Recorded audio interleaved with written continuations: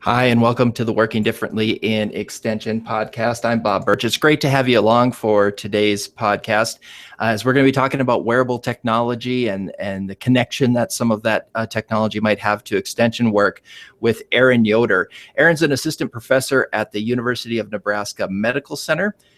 He also is one of the leaders of the e-extension Wearable Technology Learning Network. Welcome to the podcast, Aaron. Thanks for having me. Well, I think this is an exciting area, something new that's come up for us, in the last few years, technology-wise, and the work that you've been doing, I think is really interesting in how we might apply wearable technology to at least topics that are related to extension. But I wanted to start sort of with your path that brought you to this moment where you're talking about wearable technology. You've mentioned before that you really have a passion for technology, and I'm just curious, so what sparked that passion? Was there a first piece of technology when you were a kid that really sort of lit up your imagination? Sure. So technology in the broad sense of the term, I would say tractors were the first thing. They're, a piece of mechanized equipment. All little kids seem to be fascinated, or most little boys anyway, some girls, fascinated with anything that moves like that. So I would say tractors probably when I was the youngest, but then it went to everything from in the mid 70s to the Atari gaming systems, probably gaming. And we'll see that later on in our talk, that gaming really drives a lot of technology stuff. So looking at the Atari systems, and then probably the biggest thing I can remember is the first Macintosh computer. I think I was in elementary school, and our librarian had one in her office. And just being able to see that and how it worked, and seeing a mouse for the first time and how that worked was kind of cool. But then it sort of diminished for a while until probably college. There were calculator watches and things like that through school. But then it wasn't really till college when I started using personal computers a little bit, and that sort of leads into the engineering school and that sort of thing. Yeah, so your background is in ag engineering, and folks heard at the top, I introduced you as being part of the University of Nebraska Medical Center. What's the connection there? How did you go from ag engineering to the medical center, and then into this space of wearable technology? Sure. So I started in engineering at Penn State University, and the engineering students at the time I was there were the only ones that had email accounts. So that got me started with computers and technology stuff just by having an email account. We were doing it off a mainframe and that sort of thing, but it was still something that others didn't have, which was kind of cool. And then using the computers for more and more engineering stuff, I really got into spreadsheets. So spreadsheets I thought were cool to figure things out, engineering equations and that sort. And then that led to when we first got the first Palm Pilots, was around that time. There were a few companies out there making them, Palm being one of them, and me developing spreadsheets to use on those, because that was a step above the calculators we were using at that time. So that sort of led to the technology side of things. But as far as agriculture, growing up on my uncle's farm, being involved with agriculture sort of led me to agricultural engineering after I was in engineering school for a while. And then once I was there, a faculty grabbed onto me that did health and safety work. So occupational health and safety related to agricultural producers or farmers, and how we use engineering principles to try to help protect them. So it sort of all worked out, followed different paths, and then which led to grad school, and then further grad school at Purdue University, and where I worked with Agribility, which is a program that helps farmers with disabilities get back into farming. So we used a lot of technology to help overcome some of the disabilities that farmers may have. So it sort of all fit together and pieced together, and I've just sort of always followed along with technology. And once smartphones came out, there were a lot of cool sensors that were embedded in them, and the processors in them, and trying to figure out applications for our safety work that applied to the engineering, and it just all fit together very well. It's interesting that you bring up Palm Pilots, because I've heard you mention in another interview that you consider smartphones sort of an extension of wearable technology. I guess our PDAs were maybe the first wearable technology. Right. I mean, we carry it around with us. It has sensors. It does a lot of processing. Most of the stuff we think of as wearable technology, whether it be watches or VR sets or whatever, all use the phones right now as their processors and ways to communicate with the web. Right. Yeah. You've done some, just, I think the projects that you've worked on are really fascinating. I think they can give folks an insight into sort of how this space, this wearable space, relates to extension. So can you tell us a little bit about that? I mean, let's start with the Microsoft Band project and what you guys did with that at the University of Nebraska Medical Center. Sure. So some of the leaders when we think about wearable technology is definitely the fitness area. So we see a lot of people, I mentioned gamers earlier as one category, more for the VR stuff. But when it comes to the health monitoring, fitness companies that are targeting people that are into fitness, so heart rate monitors, skin temperature, skin resistance, all kinds of different sensors they're embedding in these so that athletes can hone their performance skills, I guess you would say. Microsoft has one of these projects called the Band. Or one of these devices. Now they're into their second version of it. But when their first version came out, at that same time, UNMC was doing a lot with the Ebola epidemic that was going on. We had a biocontainment unit. So we were in a pretty high spotlight. And a few people from Microsoft said, hey, can we use our device to monitor quarantine patients? Because we can monitor temperatures and stuff like that. We can track them with GPS to see where they've been. So that led to a project where we tried to correlate the readings from the Microsoft Band with core body temperature, because core body temperature we take with our internal or our oral thermometers is probably one of the best readings of whether somebody's getting an illness or not. So we collected some data for them. We did some studies here where we tried to find patients that were getting fevers, whether they were having elective surgery or it was flu season at that point. Had them wear the bands, take temperatures and plug that temperature into the band. And then that would help Microsoft develop an algorithm that could potentially tell somebody they were getting a fever before they knew they were getting a fever. So during that quarantine period, when people traveling from countries that had Ebola, when they came back into the country, they had to use oral thermometers to monitor themselves and report that back to the Department of State. Where we were thinking if we came up with this system, we could potentially make that process a little more easier and reliable, because we remember the one case where they tried to keep somebody in their home for a week or two, and I think it lasted a day or two. So they were trying to come up with a better method of doing that.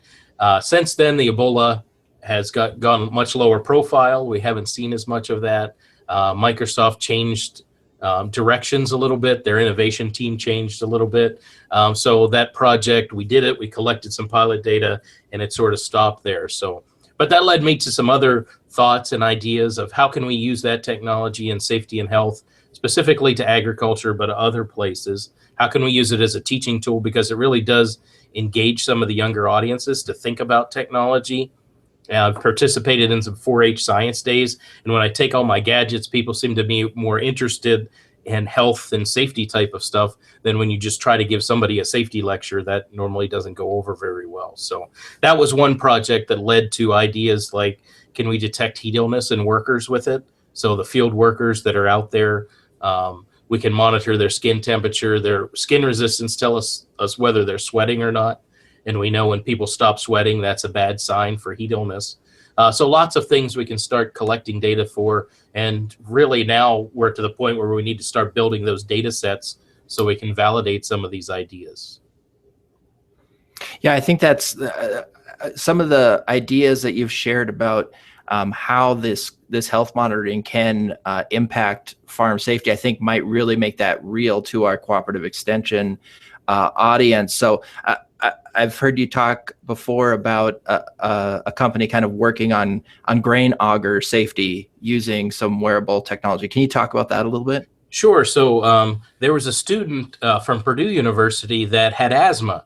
So he developed a smartphone application so he can control his augers and his grain bin system, loading and unloading trucks. He can do that from inside the cab, so he's protected from that dust and allergens in the environment. So he has the system already there, but what we're looking at and he's looking at is integrating wearable sensors, mainly a heart rate sensor, which the band has and other products have. We know runners use heart rate sensors a lot, from chest straps to other things. The biggest hurdle there is figuring out which one a farmer's willing to wear. I actually just found they make running hats that have these sensors right inside of the hat. We know most farmers like to wear hats, so maybe that's the next step rather than getting them to wear some sort of what they might consider a bracelet. So going that step, but using this heart rate monitoring as part of the control of the auger system. So if we see a heart rate go up or spike, most likely something bad's going on, so it would shut down the system. So incorporating these type of wearable sensors into automated systems can help improve the safety of the system. So that ties it back into the engineering design. Yeah, I think that's fascinating. I've worked a little bit with application development on smartphones, and one of the things that we struggle with there a lot of times is, now it's sort of down to two operating systems, but different device manufacturers, different operating systems, trying to make something that is going to work for everybody. How is that sort of structure setting up in the wearable field? I know in these fitness things we've got, and smartwatches, you've got Pebble and you've got Apple and you've got Samsung and the Android Wear devices. There's just a ton of them out there. Sure. I mean, there are some standards out there that exist as far as how things are supposed to communicate with each other. So the Bluetooth standard being one of them. And that's how most of these devices work. I personally like sometimes working with the Apple devices better because they're less fragmented. We see a lot more standardization across the operating systems.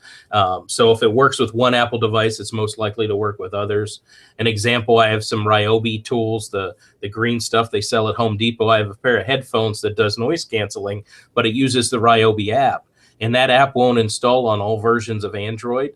And we know there's a bunch of different versions out there. The app doesn't even exist for Microsoft phones or the Microsoft operating system. So that's a hindrance there. But having something that works on multiple platforms can be a challenge.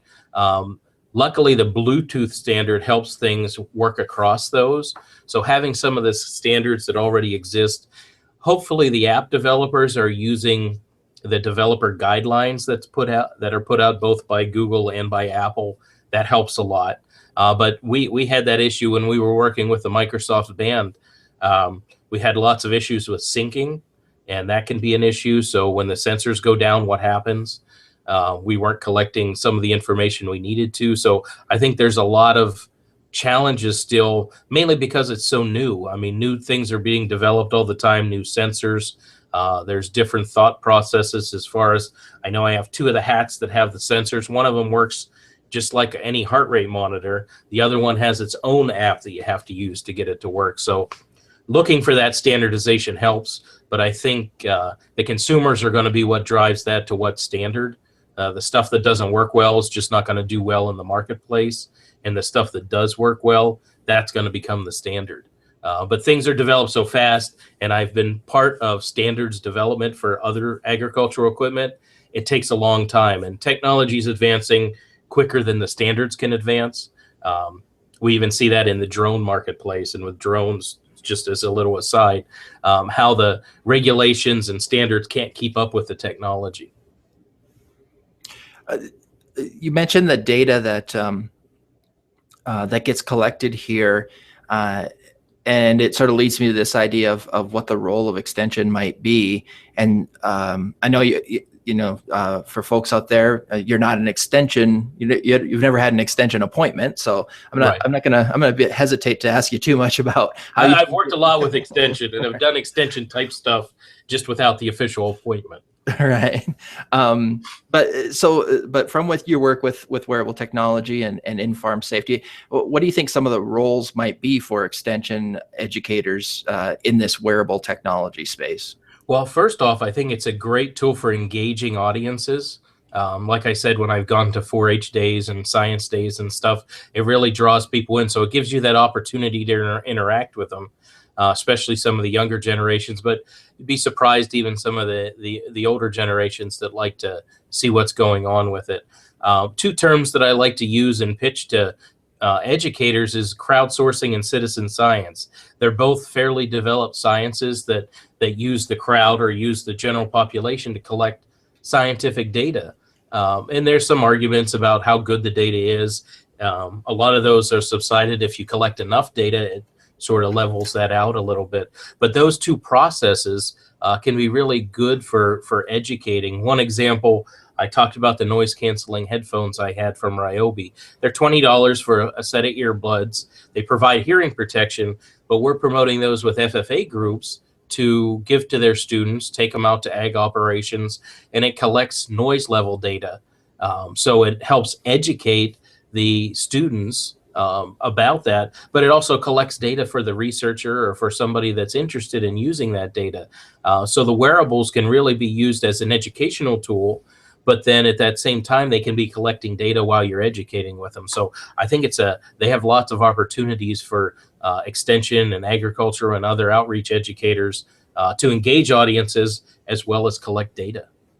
Yeah, I think, and I might need to attribute this to Jamie Sager from Ohio State, because I think I read it in her blog post. But one of the things that people have thought about is just helping people interpret all this data. If I'm wearing all this technology that's giving me feedback about my health all the time, what do I do? What do I do with it?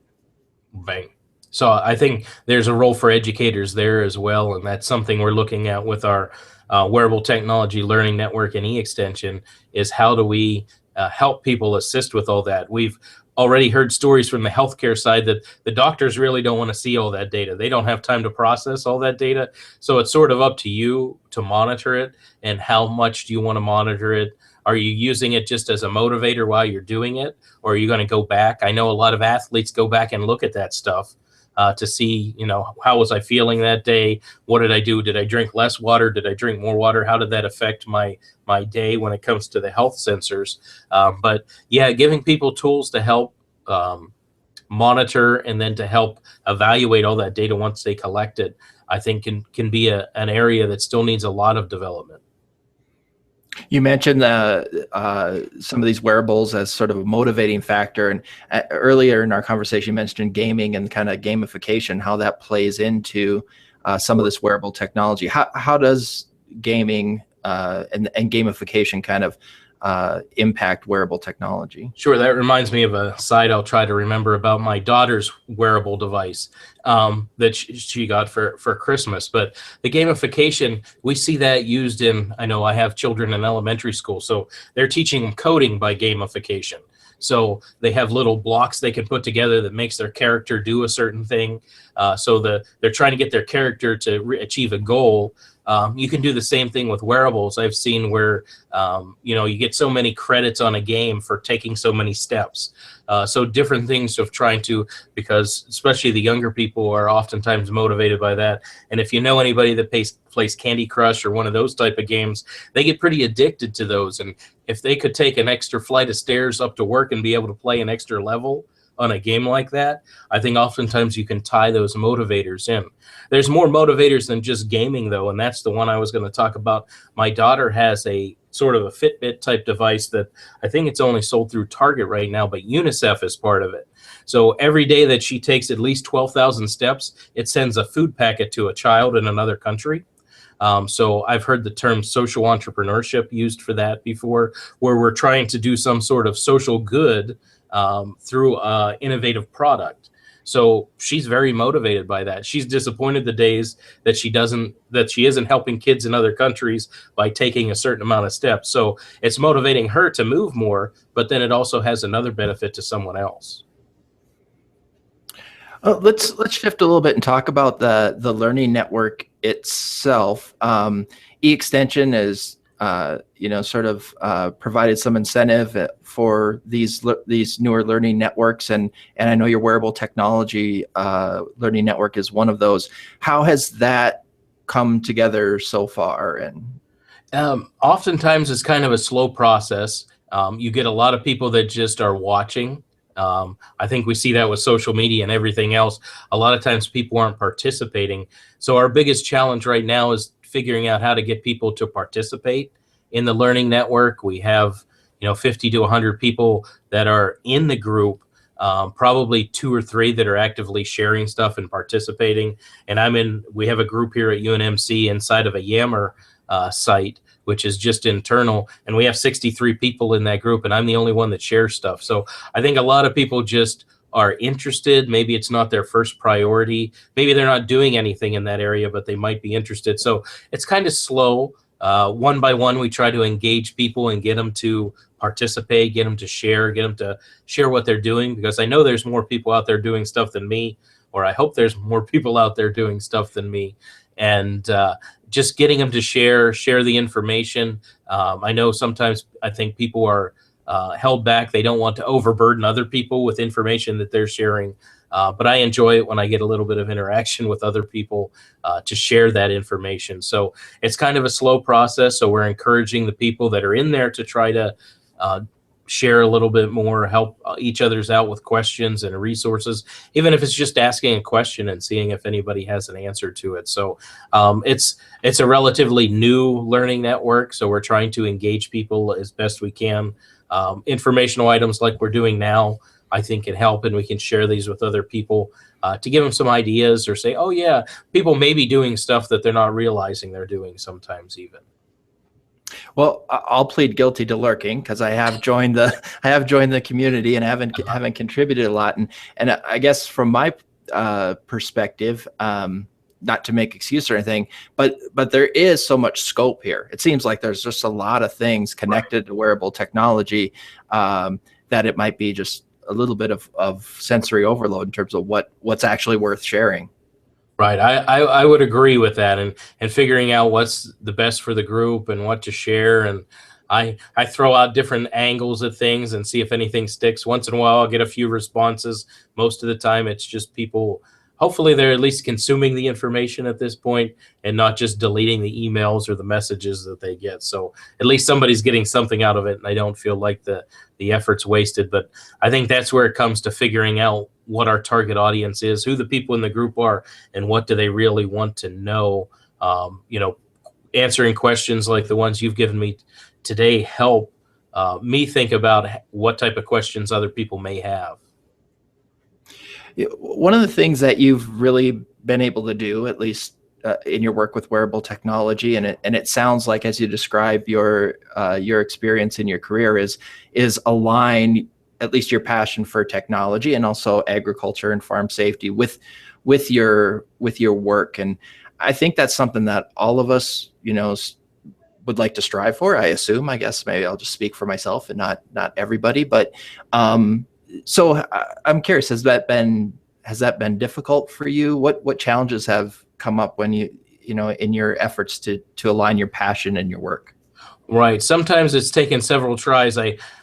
Before I came to UNMC, I was at Penn State as an instructor, and I was solely supported on soft money. So I was always writing grants. But anytime, since I had a passion for technology, anytime I wrote a grant, I made sure I tried to put a technology component in. And several of them came back because I think the people didn't understand the technology. So it made me describe technology a lot clearer. Oftentimes, knowing that I'm writing to an audience that does not have much technology background. So I really had to sell the stuff that I was trying to do. And it took several grants that were unfunded to realize that I needed to do that. But once I started doing that, I think it helped a lot. Like I said, technology is right out in front of me all the time. So anytime I have an opportunity to apply for a grant, I normally put technology into it. And it's not always wearable technology. I've got a few grants here that we're looking at online information outlets like e-extension, or even teaching online courses, any sort of online stuff. Oftentimes we'll use that, trying to develop methods for using tablets in classrooms, or just any technology related stuff. It doesn't always come back to wearables, but normally I can figure out how to tie wearables into it, at least to some extent now. So where do you think this is headed? I mean, this has been pretty rapid, from the first sort of fitness wearable devices, to smartwatches, and it's just going so fast. Do you have an idea of where wearable technology is headed, a few years down the road here? Sure. It's hard to say for sure because, like you said, there's new technology every day. One place I look a lot is Kickstarter. What are people's ideas out there? What are they trying to get funded? What does get funded and what doesn't get funded? Because the larger companies are watching that stuff too. That's the stuff they're going to be bringing out next. We know from up to this point that gaming and fitness have driven it. It's really consumer driven. The stuff that consumers are buying and using is what we're going to see out there. So following some of the new news outlets, looking at the crowdfunding sites to see what's going on is one thing that I do to try to stay up with it. It was interesting. I just saw the Daytona 500 is going to be broadcast in VR from a couple different angles. And if you have a Samsung Gear VR, you can be able to watch it. So I'm going to have to try that out.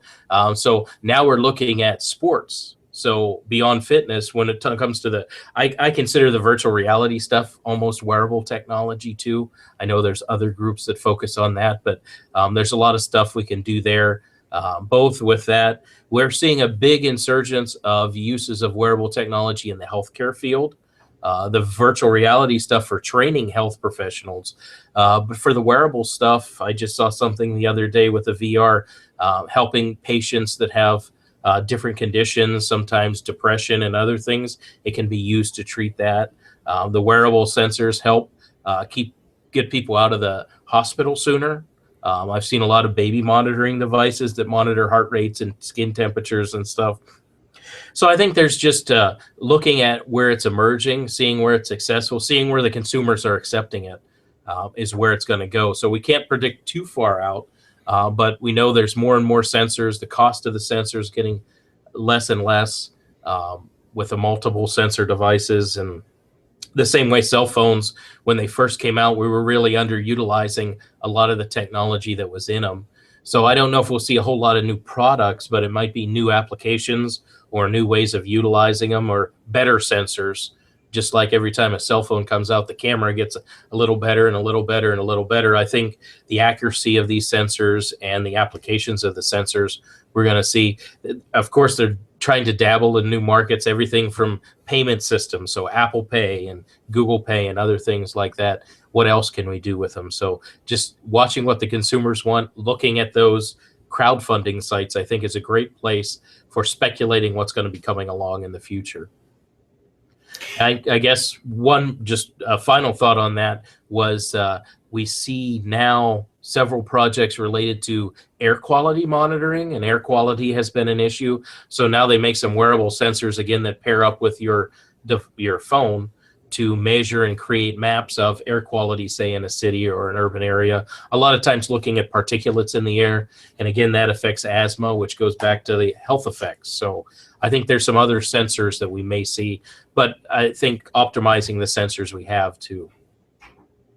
If someone wants to get involved in the wearable technology learning network, how can they do that? I would say go to extension.org and type in wearables or wearable technology, and it'll lead you to our pages. Is probably the easiest way to find us. Yeah, and it'd be great to have more folks in there. As I said, I'm a member. After talking with Aaron, I'll try and be a little bit more of an active one and share some information and stop lurking so much. But it'd be great to have more people in Extension involved in the conversation around wearable technology. Aaron Yoder, thanks so much for joining us on the Working Differently in Extension podcast. You're welcome. Thank you for having me. It's been great. And I want to thank everybody who's listening right now to the Working Differently in Extension podcast. I want to remind you that you can connect with the podcast a number of different ways. You can find us on SoundCloud. It's soundcloud.com/workingdifferently. You can find us on Twitter at WDNEXT, and the show notes are at bobbirch.com. Thanks so much for listening, and we'll see you next time.